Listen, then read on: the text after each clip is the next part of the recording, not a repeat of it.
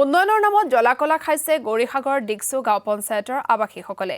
বেলিমুখীয়া মাহমৰা গাঁৱৰ এখন জৰাজীৰ্ণ বাঁহৰ দলঙে উদঙাইছে উন্নয়নৰ প্ৰকৃত স্বৰূপ। বছৰ বছৰ ধৰি এখন স্থায়ী দলঙৰ অভাৱত জীয়াতু ভুগিবলগীয়া হৈছে ৰাইজে। শীঘ্ৰেই পকী দলং নিৰ্মাণৰ দাবী জনাইছে ৰাইজে। আৰু এই সন্দৰ্ভত এক প্ৰতিবেদন আগবঢ়াইছো ৰূপম বৰবৰা।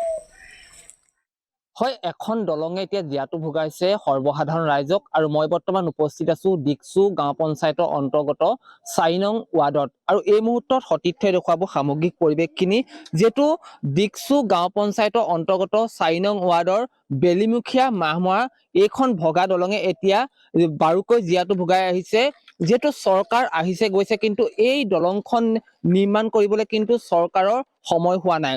বাৰংবাৰ স্থানীয় লোকসকলে যিহেতু জনপ্ৰতিনিধিক আহ্বান জনাই আহিছে যদিও এতিয়ালৈকে কাণ হা নাই।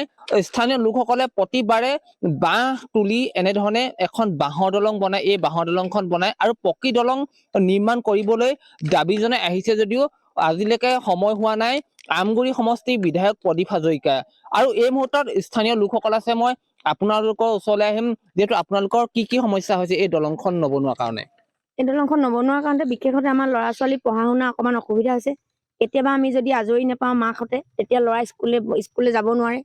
কাৰণ সদায় এইখন দলঙত চাইকেলখন লৈ কেনেকৈ পাৰ হ'ব আৰু LP স্কুললৈ যোৱা ল'ৰাটো কেনেকৈ পাৰ হ'ব, সেইটো আপোনালোকে দলংখন দেখিয়ে গম পাব লাগে।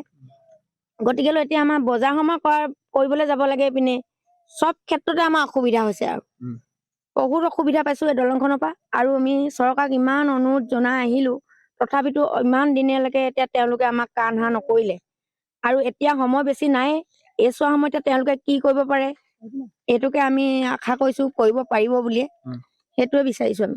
ভণ্টি, মই তোমাৰ ওচৰলৈ আহিছো, যিহেতু তোমালোকে এই দলংখনে অহা যোৱা কৰোঁতে বিভিন্ন অসুবিধাৰ সন্মুখীন হৈ আহিছা। কি কি অসুবিধাৰ সন্মুখীন হৈছে আৰু চৰকাৰক কি আহ্বান জনাবা? বাৰিষা কালততো প্ৰধানতে আমি আগতে তিয়নি হলাই স্কুললৈ আহিছিলো। তাৰ পৰা এতিয়া চৰকাৰক এইটোৱে ক'ম যে দলংখন আমি তেনেকে ডাঙৰ হৈ আমি এতিয়া দলংখনত অহা যোৱা কৰিবলৈ আমাৰ অভ্যাস হৈ গ'ল, কিন্তু আমাৰ পিছৰ যি প্ৰজন্ম আহিছে সেই প্ৰজন্মটোৰ কাৰণেতো দলংখন আমাক বনাই দিয়ক, যাতে তেওঁলোকে আমি ভোগ কৰা কষ্টখিনি তেওঁলোকে যাতে নাপায়। আৰু দলংখন হ'লেহে যে আমি আপোনাক এই মুহূৰ্তত ধন্যবাদ জ্ঞাপন কৰিছো আপুনি ৰাইজৰ অভাৱ অভিযোগৰ কথা জনোৱাৰ বাবে।